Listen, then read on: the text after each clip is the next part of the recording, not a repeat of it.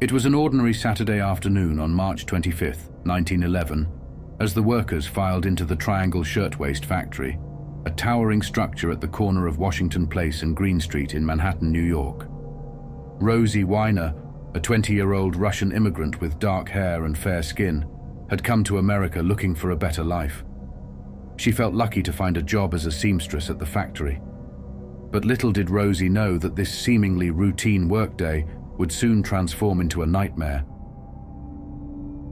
Rosie started her shift alongside a long line of sewing machine operators making shirtwaists, a popular style of women's blouse in the early 1900s. She was working on the 8th floor of the Ash building, where the factory was located.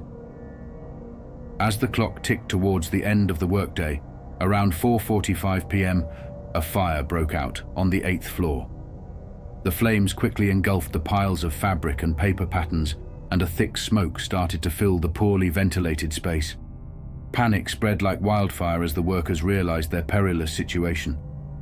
The factory was a cramped space filled with rows of sewing machines, wooden tables, and narrow aisles, leaving little room for escape. Rosie tried to escape by running to the stairway, but the door was locked. She then tried to use the elevator, but it was already full. In desperation, she ran toward the windows, crowded alongside the other workers, gasping for air as the smoke billowed through the floors of the building. Rosie looked out the window and saw the busy street of Manhattan far below. With no other options left, she made a split-second decision and jumped. She felt the wind rushing past her and the heat of the flames on her back. As she fell past several floors towards the pavement below, her last thoughts were of her family and the life she was leaving behind.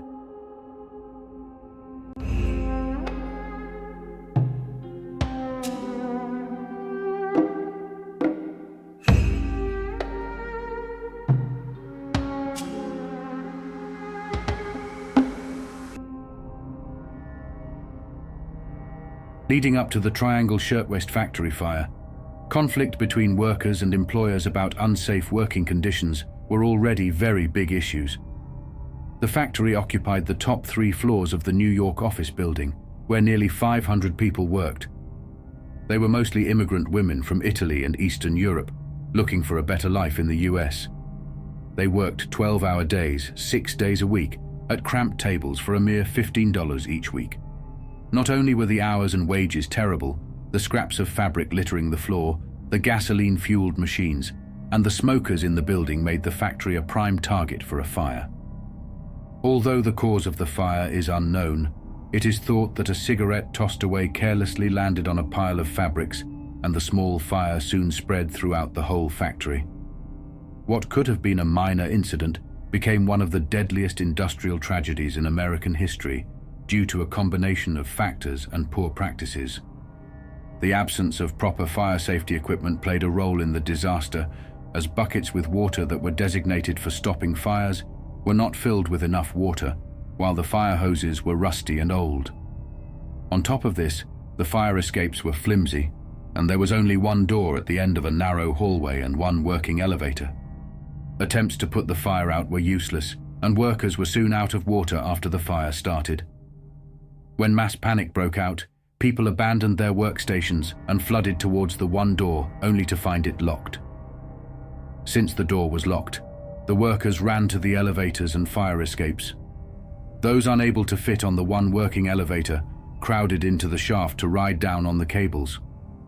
Soon that elevator could no longer function due to the weight on top of it, and only a few rounds of people were delivered to safety.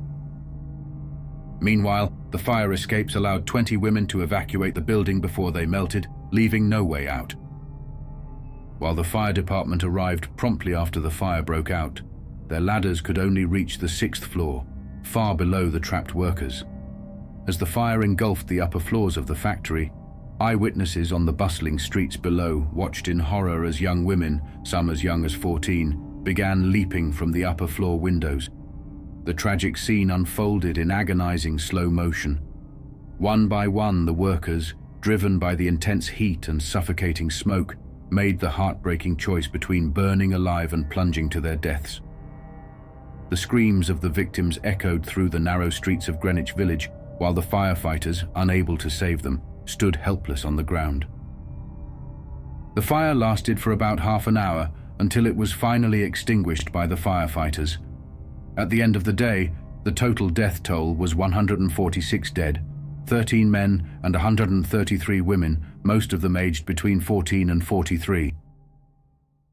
The scene was a nightmare of death and destruction. The floors of the factory were charred and covered with debris, and the air was filled with the smell of burnt flesh and fabric. The bodies of the workers were piled up on the sidewalk, some of them mutilated and unrecognizable. The survivors are in shock as they look for their friends and relatives among the dead.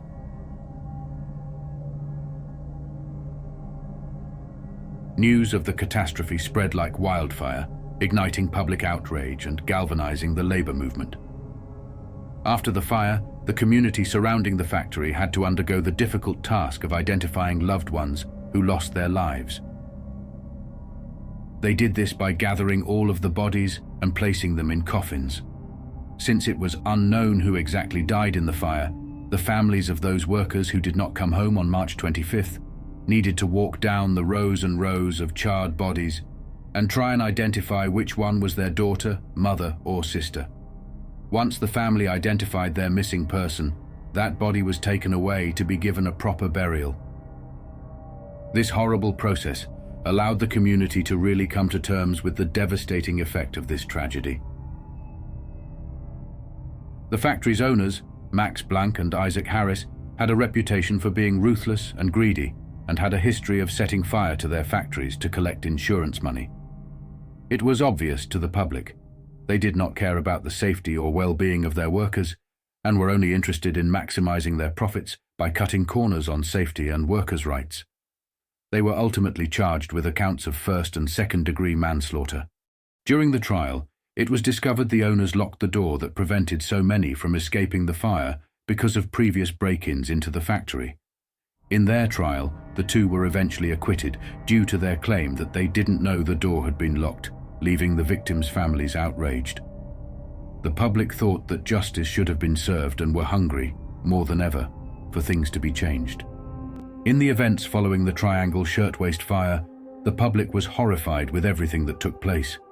The acquittal of the owners of the company and having to identify the disfigured bodies of loved ones contributed to the growing public demand for labor reform. Two of the major results of the Triangle Shirtwaist Fire were labor reform laws and safety in factories. The fire demonstrated that there was still much more work to do to ensure the safety of factory workers. The International Ladies Garment Workers Union took to the streets handing out pamphlets and gathering public support. Those involved in unions knew that no significant reforms could be made by the union itself, so they began seeking assistance from the government. This included tours of the factories with extremely bad conditions and making speeches at public events. Not only did the union succeed in negotiating with company owners, they united with suffragists to get women the right to vote. The next several decades saw the creation of laws and regulations to protect the safety and health of workers, and ultimately the creation of the Occupational Safety and Health Administration. Now in its 53rd year, OSHA has helped transform America's workplaces in ways that have significantly reduced workplace fatalities, injuries, and illnesses. In 1970, the year before OSHA opened its doors, an estimated 14,000 workers died on the job. In 2019, that number had decreased to just over 5,000 workers, and manufacturing accounted for 15% of all private industry non-fatal injuries and illnesses. The Triangle Shirtwaist Fire fueled the public demand for significant changes in factories that were important due to growing industries. The efforts of unions and workers led to changes that have impacted the way factories run in the United States. The flames that consumed the lives of those young women forged a legacy of reform, sparking a movement that would shape the future of workers' rights in America.